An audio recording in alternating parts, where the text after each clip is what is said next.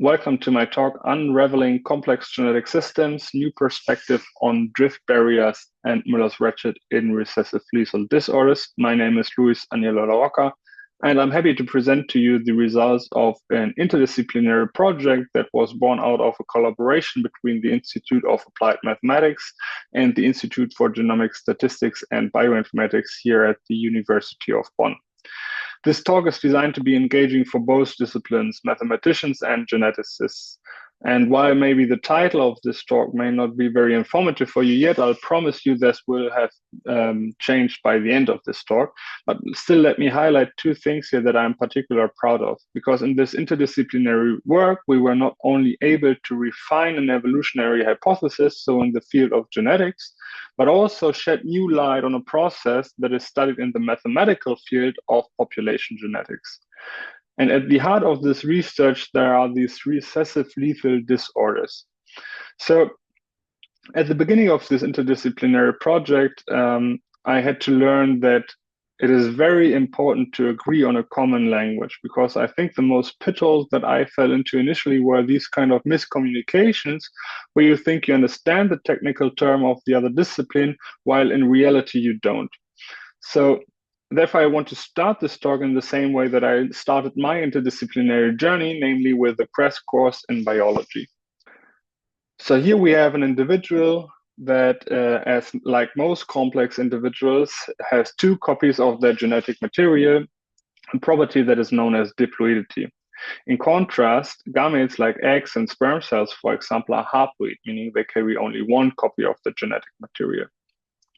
Then a specific region of the DNA that we think encodes a specific trait is known as a gene, while different versions of this gene are referred to as alleles. So for example, here we have one gene between the dotted lines and two alleles, one gray and one blue. Then if two individuals, each with a pair of distinct alleles mate, Mendelian's rules of inheritance dictate that there are four possible outcomes for the offspring generation, each appearing with equal likelihood.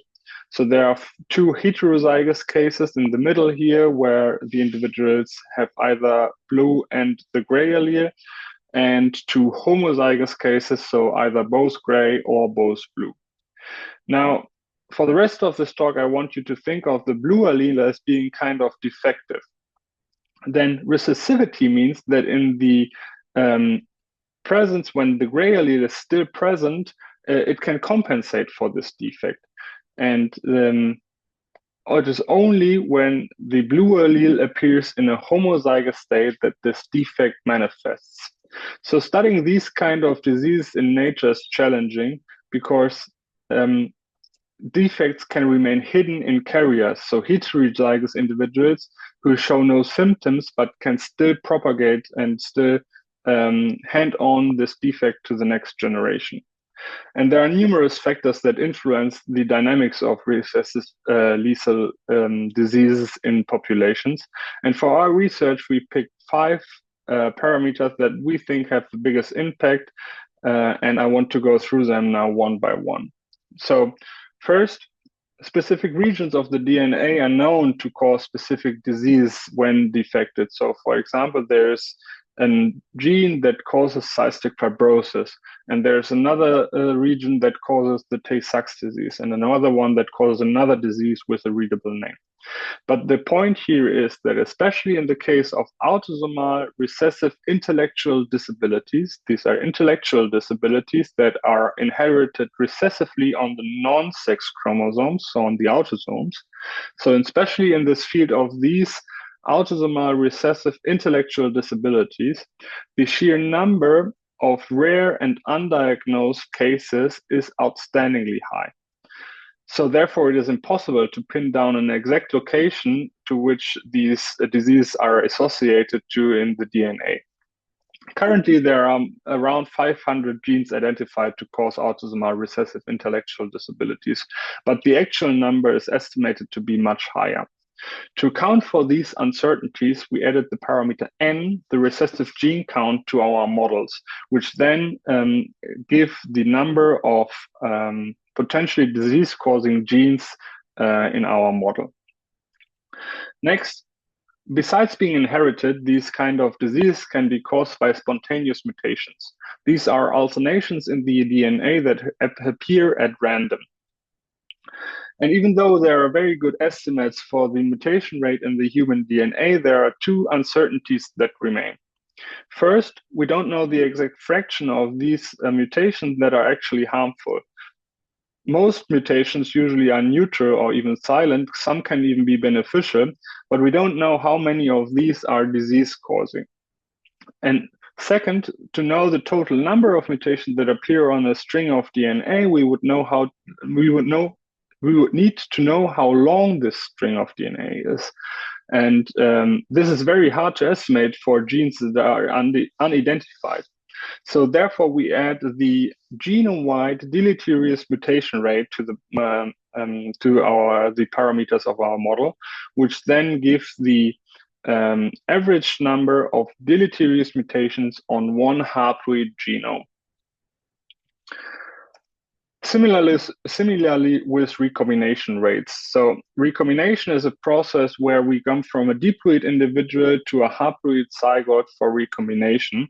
And the recombination rate then determines how frequently this diploid genetic material gets reshuffled in this process. But without knowing the exact location of disease-causing genes, recombination rate estimates are useless.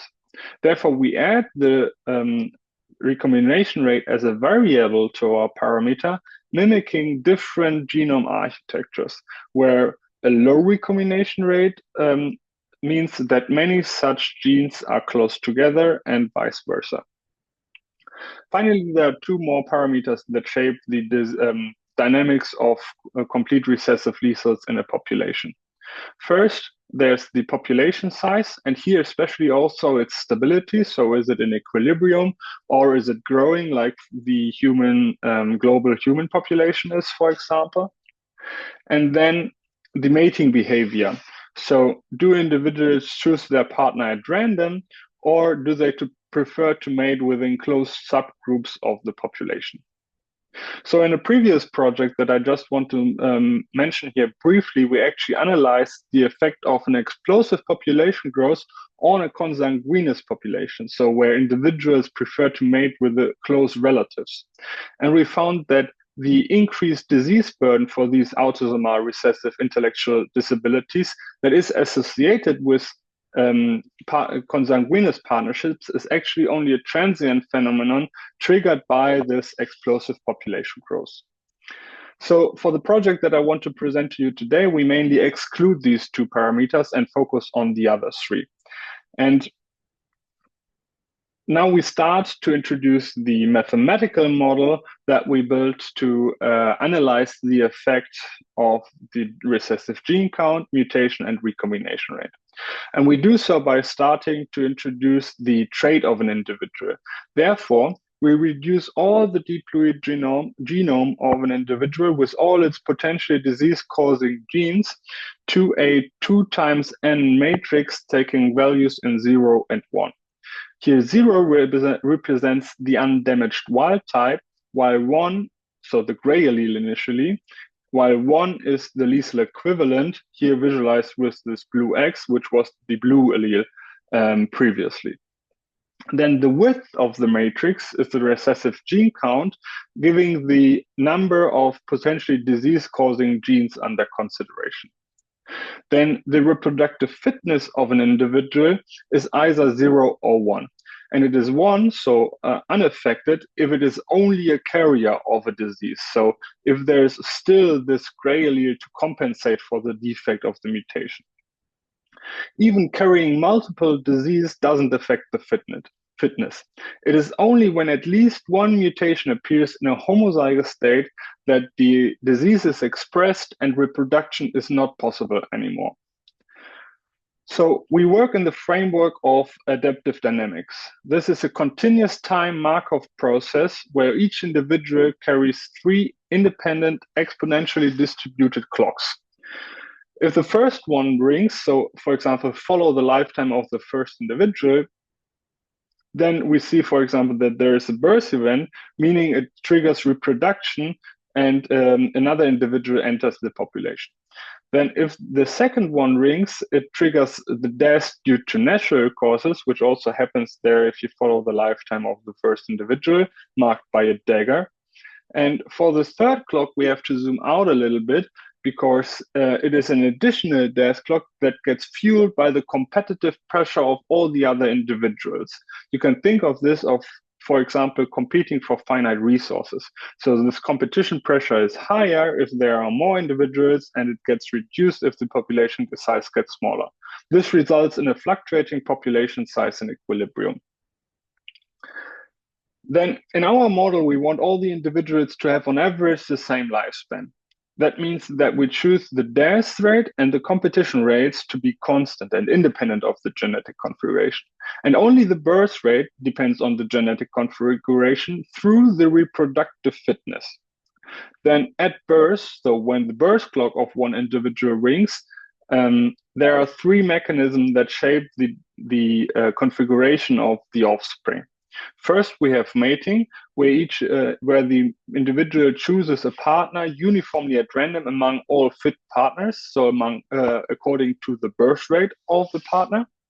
Second, we have the germ cell formation, and this includes recombination, where we model recombination by choosing independently for each of the n-1 intersection points if there is a crossover event or not with a probability R, and then form the gamete accordingly, meaning that first we choose one string of the DNA to start with, and at every crossover point we switch to the other string. And of course, we repeat this process independently for both parents to get again from two haploid gametes, one diploid individual. And last but not least, we add de novo mutations, so new mutations to the offspring generation. And since usually the mutation rate is small, if you remember from a few slides back, in human it's estimated to be of the order 10 to the minus 8 per base pair, so per letter in the string of DNA. But the number of potential mutation locations is the whole genome, respectively all the genes that we consider, which consist of very, very, very much strings. So therefore, the total number of mutations that appear on the haploid genome is Poisson distributed. And here the total number for the diploid individual is then Poisson distributed with parameter 2 mu, because mu was the deleterious mutation rate for the haploid genome. So therefore, we would first sample from this distribution how many mutations to add, and then choose the location uniformly at random among all the 2n possible loci. If it happens at this process that mutation appears on an already degenerated gene, the gene would stay degenerated. So there is neither a healing effect nor an additional deleterious effect of an additional mutation. So no back mutations in this model. The resulting Markov process lives on a trait space of the dimensionality 4 to the power n, where n could be of the orders hundreds to thousands. So keeping track of this process precisely over time is computationally infeasible. Therefore, we mainly look at two key statistics to analyze the stability of the population. And this is first the prevalence, where we count all the diseased individuals here in the bottom line with this red surrounding, where each individual has at least one mutation in a homozygous state, divide by the total population size to then get the fraction of diseased individuals. And second is the mutation burden, which gives the average number of mutations per individual. So we would count all the blue X's in this screen and then divide by the number of individuals in our population. Okay, so now we can finally look at some simulation results, starting with the population of 10,000 individuals, each carrying 600 potentially disease-causing genes, an average mutation rate of 5 new mutations every 100 births, and initially without recombination, keep that in mind, that will be important later on, Then we look at the mutation burden in blue on the left axis and the prevalence in red on the right axis. We see that if we start in a completely mutation-free population, both statistics, the average number of mutations per individual in blue and the fraction of diseased individuals in red fluctuate around a stable equilibrium, and after a short burn-in phase, and staying at this equilibrium for more than 10,000 generations. And using existing results for n equal 1, we can even find these equilibria and see that the prevalence is equal to it happens to be equal to the probability that a mutation appears on a genome, because the number of mutations that we add was Poisson distributed. And the mutation burden is 2n times the allele frequency per gene, where the allele frequency is also given by the probability that a mutation appears at this particular loci. And while the prevalence is independent of the parameter n, we see that the mutation burden increases as square root of n with the recessive gene count. And this result looks very good. It's very stable. The population remains at this equilibrium for a very, very long time. But then all of a sudden, a puzzling phenomenon emerged. Some populations for some parameter combinations would die out even after a prolonged stable phase of more than 10,000 generations, and they would collapse spontaneously. So to investigate on this phenomenon, we did a lot of simulations. And so we did on this 10 by 10 grid across the two-dimensional parameter space of the mutation rate and the recessive gene count, 3 independent runs, each with 10,000 individuals and over a time frame of 100,000 generations. And noted if there was one of these extinction events or not, and if so, when it happened. So here in this figure, the size of the dots represents the number of runs that had an extinction event. So the absence of a dot at a lattice point means that all 3 populations survived the time frame of 100,000 generations. And the color indicates the mean time to extinction. So then we see that the extinction probability not only increases with the mutation rate, but also with the recessive gene count. This result draws a barrier across the two-dimensional parameter space, separating it into a stable and an unstable region. So to put this finding in perspective, we have to take a step back. In 1991, John Drake published a paper where he found a negative correlation between the average mutation rate per base pair and the genome size. He hypothesized that the product of both, so the genome-wide mutation rate, would be constant across different species, a concept that later became known as Drake's rule. But in the 90s, data and methods for mutation rate estimates were limited. So today, with the ongoing process in genome sequencing, we know that, for example, the genome-wide mutation rate of us humans in red differs widely of that of a bacterium, E. coli, in blue. Moreover, Michael Lynch and his co-authors found a negative correlation between the genome-wide mutation rate and the effective population size across the tree of life. Around this finding, they built the drift barrier hypothesis, a hypothesis that posits that directional forces such as selection tend to be in equilibrium with random forces such as genetic drift. So, for example, in smaller populations, where natural fluctuations are more pronounced, the effect of selection is weaker, allowing a higher mutation rate. So taking this perspective now and focusing on the effect of the recessive gene count only by fixing one particular mutation rate, we see again that the average mutation burden increases as square root of n, while the variance of the mutation burden increases linearly with n, exceeding its expectation. Therefore, we could add the recessive gene count to the drift barrier hypothesis as a parameter that influences the natural fluctuations of a population. But remember, all these observations were in the absence of recombination. Switching on recombination, now we see that not only does recombination purge more lethal equivalents from the population, but also it reduces the variance significantly, leading to a stabilization of the population. So therefore, naturally, two follow-up questions emerge. First, what drives population extinction in the absence of recombination? And second, what is this magical power of recombination that is able to stabilize the populations? To investigate on this question, we had to modify our model a little bit because it was really hard, or it is really hard, to get information out of an extinct population. Therefore, we wanted to avoid our populations going extinct, and we achieved this by locking the total birth rate of the population. You see, normally, when the prevalence rises, the total birth rate would decrease. But in this modified version of this model, we would force healthy individuals to reproduce at a higher rate to compensate for the losses due to the increased disease burden.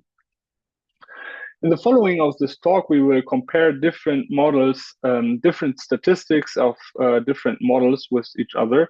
And to make it easier to keep track of which model we are currently using, I will represent each model with an icon and place it in the edge of the screen. So this one is the locked birth rate model.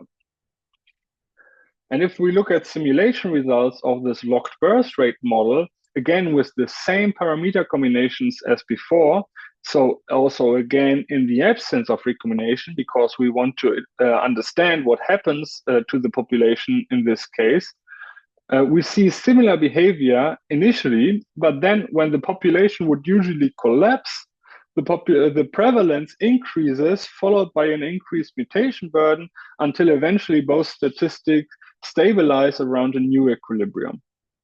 So to understand what leads to the population decay and eventually leads to a restabilization of the population, we have to introduce yet another statistic. Therefore, we go back to our mock population and shift our perspective from diploid individuals to their haploid gametes. So if we forget about the coupling of haploid gametes into diploid individuals. And we would order these gametes by the number of deleterious mutations they carry. So, for example, here in the first group, all the gametes are mutation-free, then everybody has exactly one mutation, then exactly two, and so on. In this manner, we can distribute the population into haploid load classes. And tracking this distribution over time, we also see initially that it fluctuates around a relatively stable equilibrium, but then at the point where the metastability occurs, a whole cascade breaks loose and several load classes go extinct in just a few generations. And if we zoom in further, we see that it all gets triggered by the extinction of the mutation-free gamete. So we see that the haplotype without any mutation has a crucial effect on the stability of our population. So this effect, the irreversible accumulation of deleterious mutations due to the losses of least loaded classes, is known as Muller's ratchet. And again, here we have to take a step back to contextualize these findings. So in 1978, John High was the first to mathematically formalize and quantify the ratchet effect proposed earlier by Hermann Joseph Muller. He worked in a model where he identified individuals with just one number, the number of deleterious mutations they carry. So compared to our model, he would forget about the diploidity of the genetic structure and so on. There, the reproductive fitness would depend exponentially on the number of deleterious mutations, and here S is the selection coefficient, which scales the deleteriousness of one single mutation. He worked in an asexual, clonally reproducing Wright-Fisher model with a total population size. So that means that each individual of the subsequent generation would choose independently a parent from the previous generation, according to their reproductive fitness, and then inherit their mutations. And also here, finally, an additional number of new mutations is added independently to the mutations of the offsprings. And we represent this model with a big H according to its founder, John High. And here the ratchet effect becomes evident, because every time the least loaded class get lost, here visualized with these daggers on top, the mutation burden would increase by 1 mutation. And John High was even able to find the stationary distribution of the least loaded class in between 2 consecutive clicks and prove that it has Poisson weights, and moreover, that it only ships rightwards whenever the least loaded class gets lost. Consequently, the times in between 2 consecutive clicks are independent and identically distributed, and population geneticists have ever since been interested in finding the exact rate at which the ratchet clicked. They elaborated numerous estimates depending on the model parameter for this click rate to see how fast the population decays. So compare now this ratchet effect of High's original model to our model with its more complex genetic structure, then we see significant differences. First, the waiting time for the first click is comparably long, but as soon as the mutation-free gametes get lost, clicks occur rapidly. And the click rate only slows down eventually when the population regains stability. And if we look at the average load class distribution in haploid load class distribution in 2 windows before and after the transition, we see that it is not a Poisson distribution, and moreover, it completely loses shape after the transition. So again, compared to the original model of John High, we see here an inhomogeneous click rate and a haploid load class distribution that completely loses shape. To understand why this may happen, we look at an argument of the 2 evolutionary biologists, Brian and Deborah Charlesworth. They argued that in a clonally reproducing asexual population, shortly after the extinction of the least loaded class and the subsequent shift of the haploid load class distribution, a mutation would become fixated in the next higher class and become frequent also in the other classes. They argued that this process eventually would lead to two segregating, mutually exclusive haplotype, a process they called crystallization. So now going back to our diploid sexually reproducing model, we see a similar phenomenon. Because if we again look at these 2 windows before and after the transition, but now look at the average allele frequency of the lethal equivalent per gene, so in the bottom there we have 600 bars, where each bar represents the relative number of these blue defected alleles at this particular position. And moreover, on the top, we look at the correlation of the same statistics, so the 600 by 600 grid, where each pixel represents the correlation between a pair of genes. Then we see that before the transition, all the genes were uncorrelated, but after the transition, clusters of highly correlated genes emerged. And the correlation within these clusters is so high that they almost depend deterministically upon each other. To emphasize this, even if we look at one particular point in time rather than on these 2 averages, the effect is still clearly visible. So to avoid the fixation of one single mutation, which in our case would have fatal consequences, because imagine every individual would have the mutation at the same position, meaning everybody would be homozygous for this mutation, so nobody could reproduce anymore.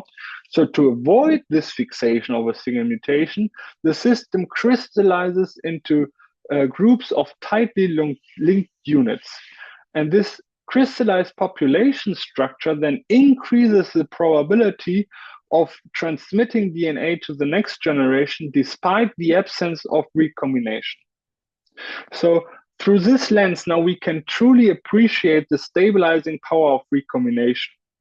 By reshuffling the genetic material, recombination is able to reduce the number of deleterious mutations per gamete and can even recreate the mutation-free gamete in the absence, even if it gets lost due to natural fluctuations.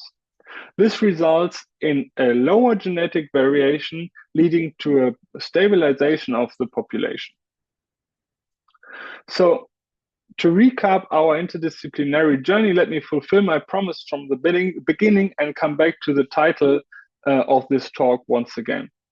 So on the one hand, we have this drift barrier hypothesis that was built around the negative correlation of the genome-wide mutation rate and the effective population size.